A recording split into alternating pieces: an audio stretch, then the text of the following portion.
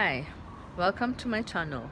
Romenda Mina here again, and today is the 2nd of March 2021, and it's really early here in Bangkok. It's only 6:45 in the morning. I got here at work really early.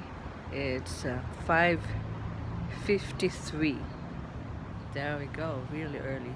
Well, the bus which I got in, it's really fast. And no, not the bus. I mean, the Songtiao. It's like the pickup truck which turned into a public vehicle here in Thailand, and it's really fast. And I was even not aware that I'm already about to get off, so I was late in hitting the button.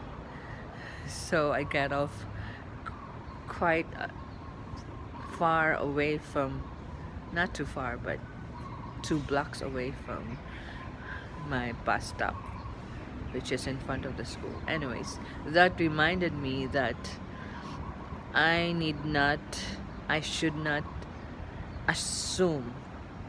I was assuming that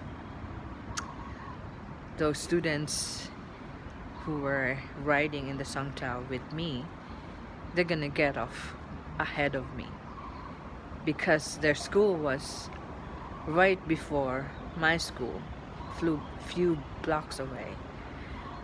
But they didn't. So there we go.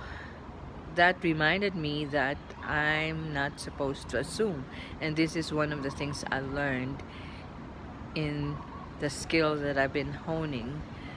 I'm supposed to stop assuming.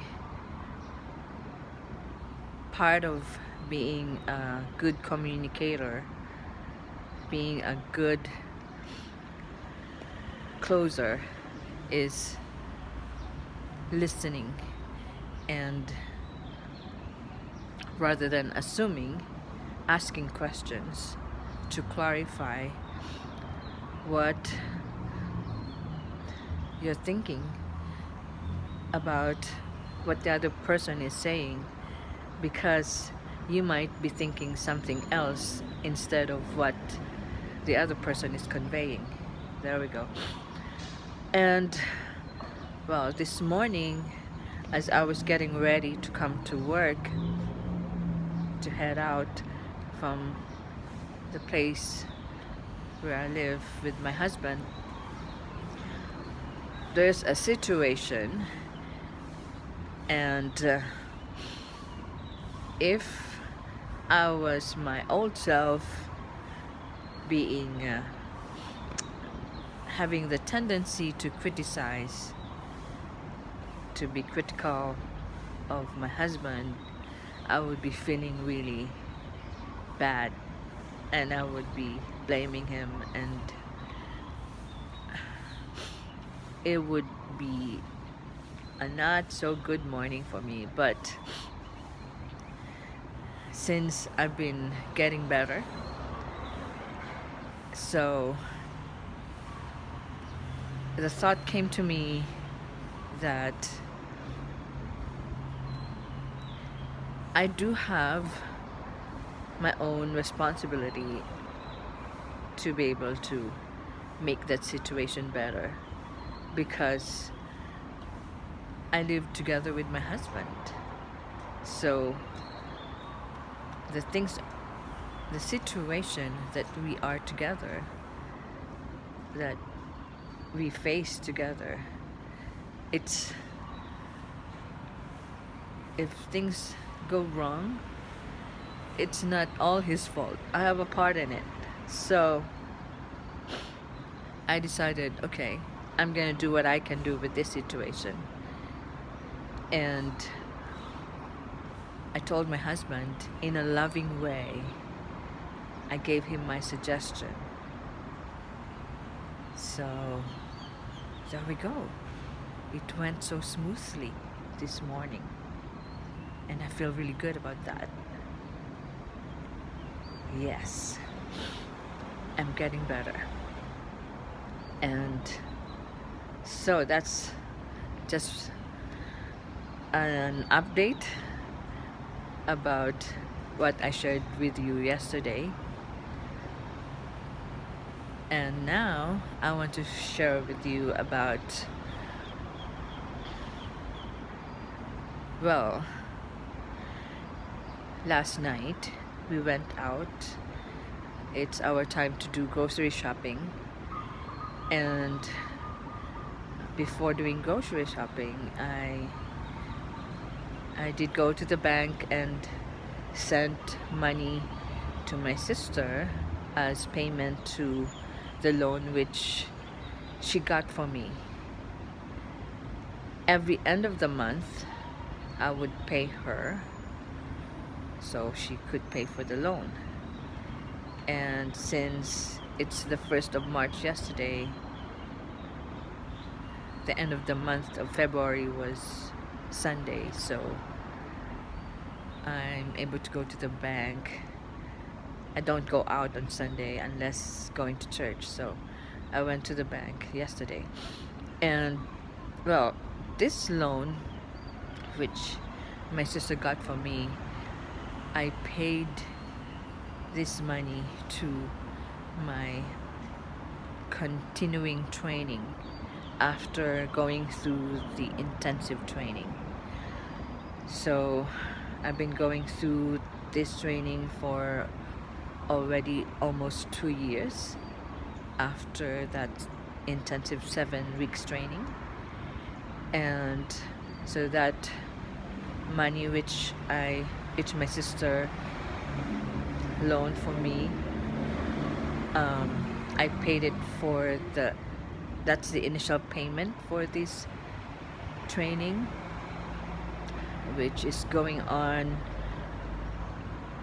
supposed to be every month, and every month I would pay another subscription fee aside from that initial payment which I paid about 2 years ago. And the end of February is after this payment, I got 2 more months to go. 2 more payments left. End of March and end of April. And I'll be done paying for this loan which my sister got for me. Actually, I was gonna get the loan myself from a private institution, lending institution back home in the Philippines. And I was asking my sister, who's a police officer, to be my co-borrower. And then when I asked the institution, when I asked them if it's okay if my sister could be my co-borrower, they said no. So then I realized that it's really true. My sister was telling me that she might not be allowed to be the co-borrower because it's some kind of a law, maybe. I'm not sure if it's a law or there's something about the those people who are using guns in their job. They're not allowed to get a loan or be co-borrowers by these private lending institutions. And so there are actually lending institutions exclusively for them. So I discovered that it's possible for my sister to get a loan herself and then lend me the money. So that's what we did. She did loan the money for me, and I'm just so happy that I'm now almost done with paying for this. And it's really a stretch for me to pay for that training. Since the beginning, the first training, which is 7 weeks, and now this higher level training. And yet I made that decision to do this training because undergoing these trainings I had that faith that I would be able to learn and develop my high income skill as a high ticket closer. And doing this, getting that loan, is really outside of my comfort zone, because the amount, it's the highest amount which so far I could get as a loan. I've never borrowed that amount of money before, and I did. And I did exercise my faith that as I do it, I would be able to become a better version of myself as I go through the classes, attend the classes, do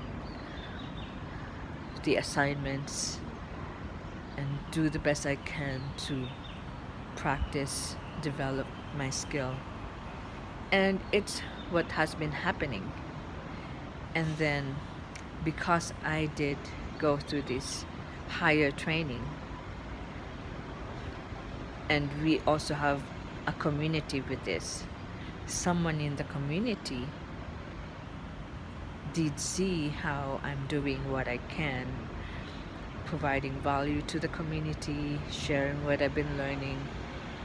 And she's the one who did invite me to join this company that now I'm in, and I'm going through the training with all the rest who got in, and we're all about to start closing for this awesome company. There we go. I'm really happy that I made that decision to move forward, to get out of my comfort zone, so I would be able to develop my high income skill as a high ticket closer. And now I'm getting closer and closer to achieving all my goals. This is what I want to share with you this morning. Thank you for watching. Tomorrow again.